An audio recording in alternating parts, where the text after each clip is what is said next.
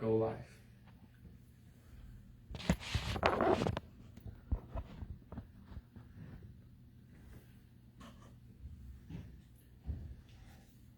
Thanks for joining us, everyone. We're just waiting for the live rooms to fill.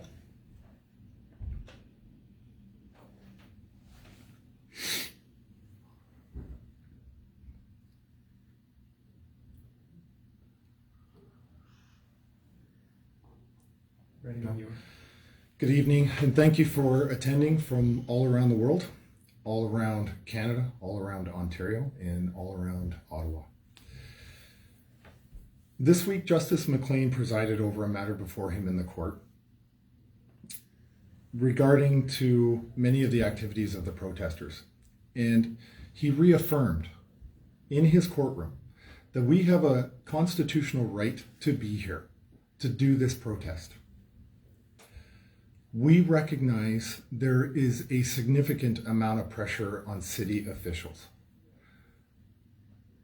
Our issues are not with the city of Ottawa. Our issues are not with the city residents.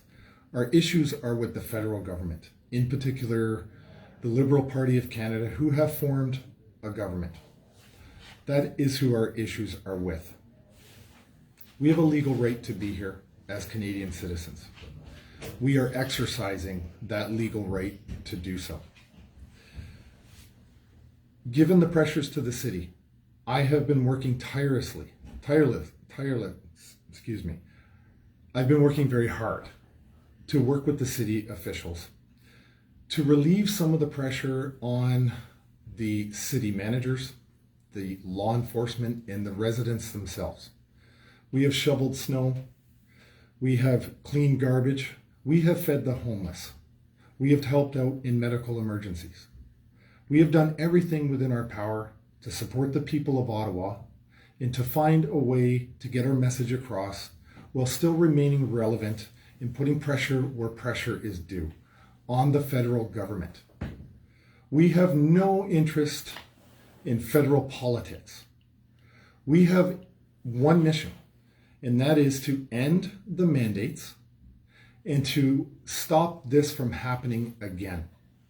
We do not have any interest in meddling in internal political strife. We have no interest in meddling in the mechanisms of government. We just want to end the COVID-19 vaccine passports, the masks, the mandates. We want the laws to be reaffirmed. Okay, we have worked tirelessly to communicate that goal. At some levels of government, that doesn't seem to be penetrating. Okay, it's very frustrating.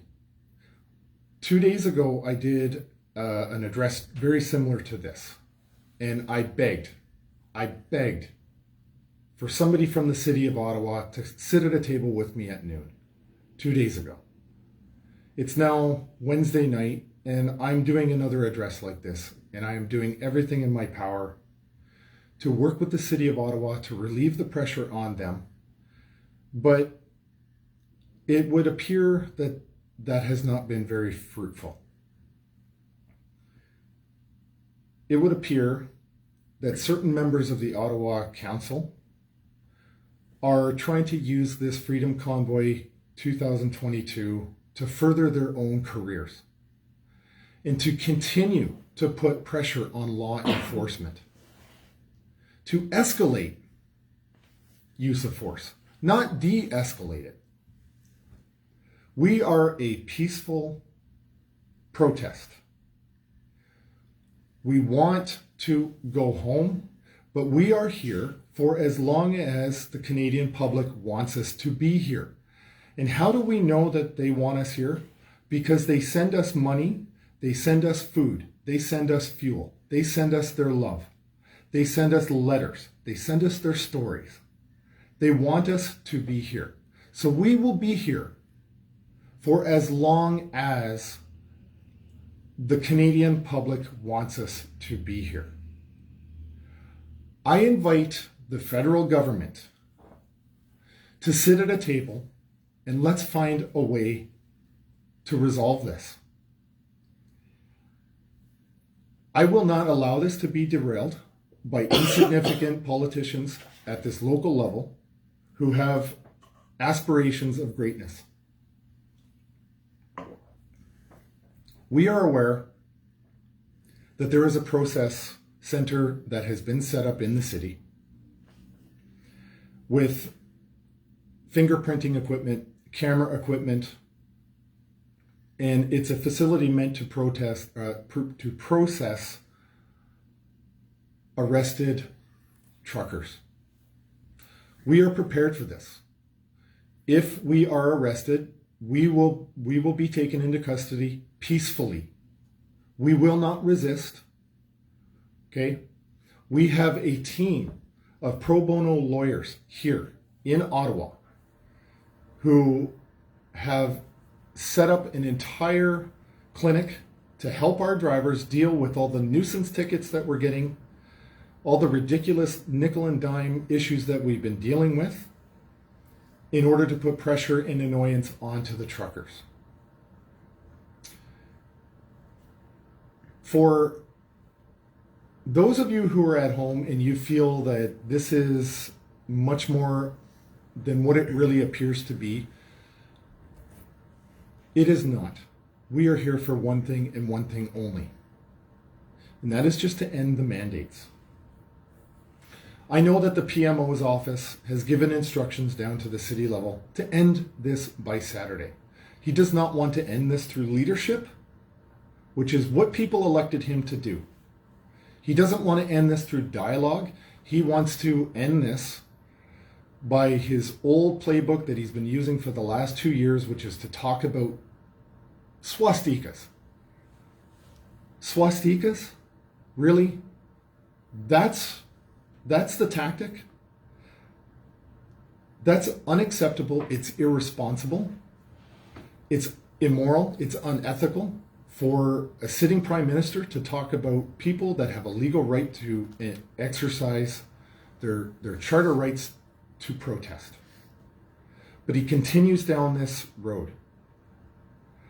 I will sit at a table with you, Mr. Prime Minister. I will talk to you. I will work out a deal with you that is amicable to everybody. I don't do that on my own volition. I do that on behalf of the truckers. I will sit down right now, any place, any time with you. Let's solve this. Let's get at a table. People sent the members of parliament to Ottawa to represent, to lead. That's what we expect from you. That's not what we're getting.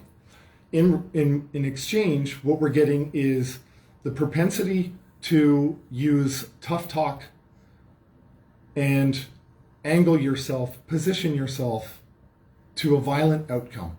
We are not going to give that. We will not be tricked into that.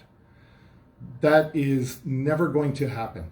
We are a peaceful convoy. It says, this has been going on for 2 years that they have gone through for the last 2 years. The way their lives have been destroyed, their incomes impacted, the jobs lost, the suicides, children that are 6 years old telling their families they want to die. That's ridiculous.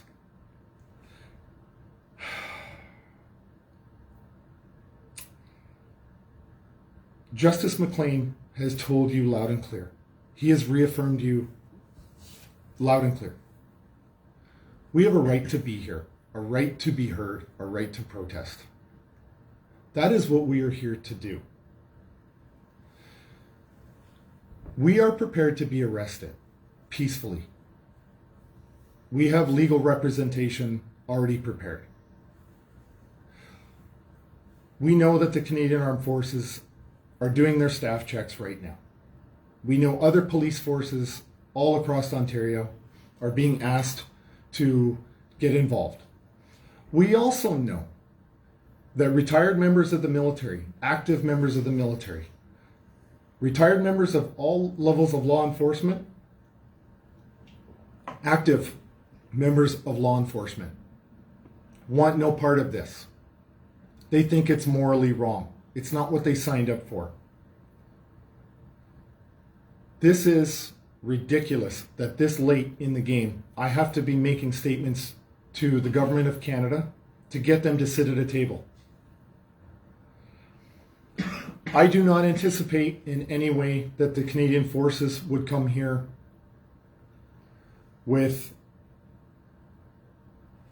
aggressive vehicles, aggressive stance. So I'd like to put any of the discussion or rumor of that to rest now. I understand the Canadian Armed Forces. They will support law enforcement, and they know that they cannot be seen to be taking over from law enforcement. That is part of their mandate. They will not. I understand that. I understand that they'll take on a supporting role. That's fine. We are not afraid of members of the Canadian Armed Forces coming here. This is a peaceful protest. We have no fear here. We are prepared. We're highly motivated because we can't go home. We cannot go home. We cannot abandon our families. We cannot abandon our communities. Everybody here in this convoy is here for their children. That's why we're here. And if you can't understand that, I'm sorry. Get somebody in a room with me who does.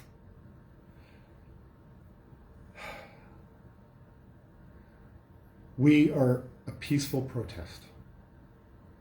We want peace. We want the mandates to end.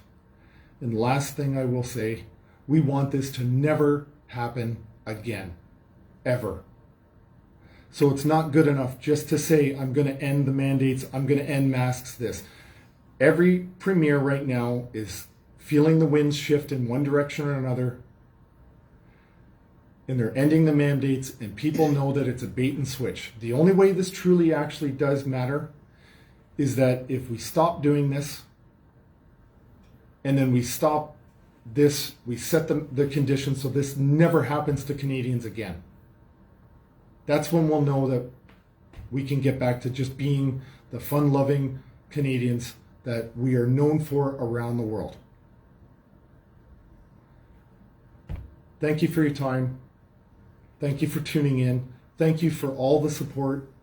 Thank you for all the food, the fuel, the financial support to the truckers. Thank you for the letters. Keep doing videos. Keep reaching out. Keep sending your love. Pray for us to be resolved. Pray for us to make good decisions. If there are any questions, I'll take those now.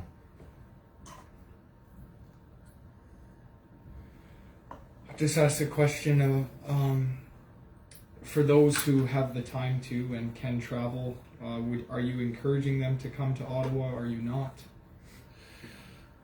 It's my belief that the police will move tonight or sometime in the early morning and start rounding up peaceful protesters.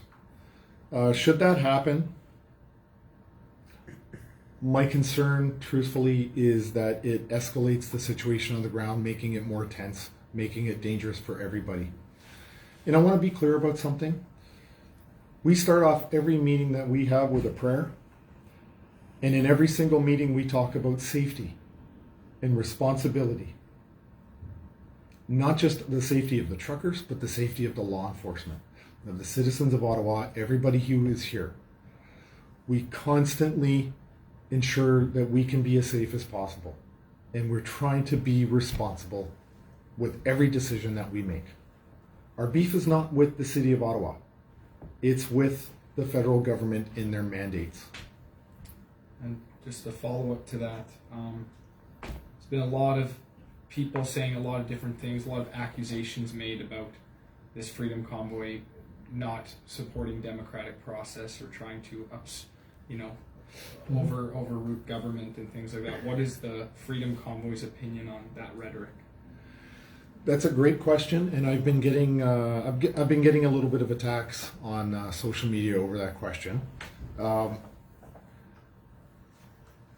I understand the confusion. I understand that people would believe that there's some sort of an agenda here to overthrow the government of Canada. And I can't really comprehend where that level of thinking comes from. There's never, ever been a discussion that I've been a part of, that I've been in a room, where we talk about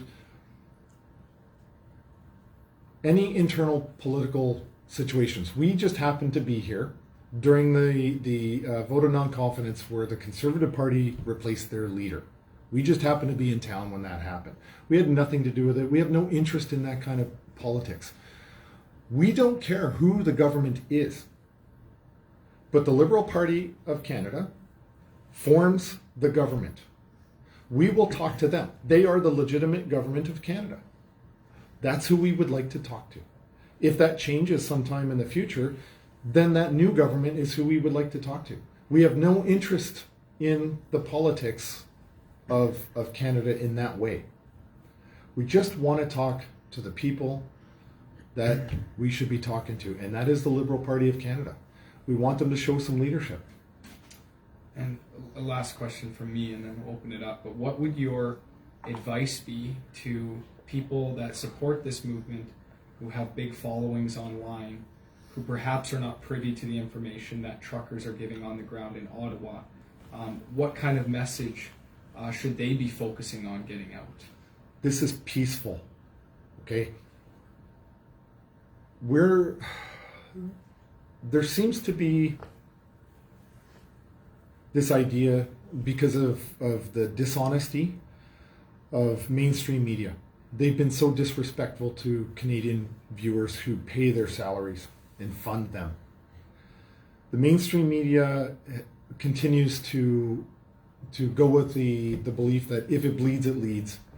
And they cherry pick all of the worst possible things and use that as the brush to paint the entire convoy with.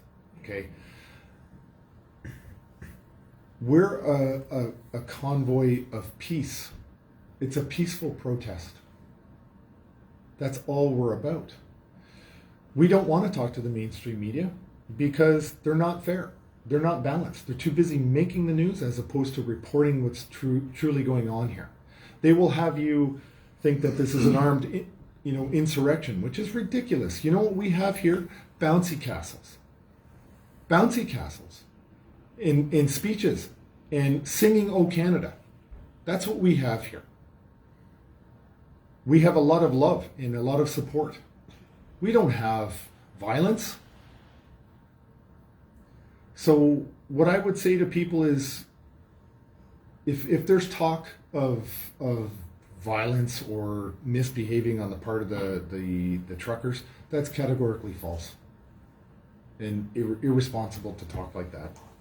And I would invite you, if you don't believe me, and in fact, I was on the street the other day and I met a couple on the street that said, "We heard all this bad stuff about you guys. We just wanted to come down and see for ourselves." And they were shocked. They were shocked that it was so peaceful and full of love. Okay, it's like Canada Day here every weekend. That's what this is about. So that's what I would say to people that want to support and know what's really going on. Thank you. Any more questions? I have one where they're saying we are an occupation at this point. What would you say to somebody that thinks we're an occupation? Somebody who says that we're an occupation is not exercising their own ability to critically think. What they're doing is they're just parroting mainstream media talking points. They're not actually doing their own thinking. They're not actually reaching out and getting the true story of what's here. And if you believe this is an occupation, then I strongly suggest you get in a vehicle, on a plane, on a train, a boat, and you come to Ottawa and you see for yourself if this is an occupation. Then you decide. But be honest, be fair, and if you still believe that bouncy castles are an occupation, then I would say fair is fair. You did your research, you came here and you looked for yourself. Then you can go right ahead and post all you want on social media, which is your right to do so. But until you come here and see for yourself, Don't parrot the mainstream media narrative. You're being used to forward an agenda of hate and fear. Thank you. Any other questions?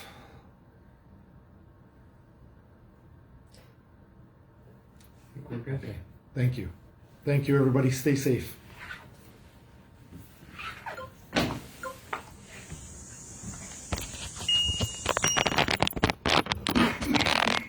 Thumbs up if you're offline. Yep, offline.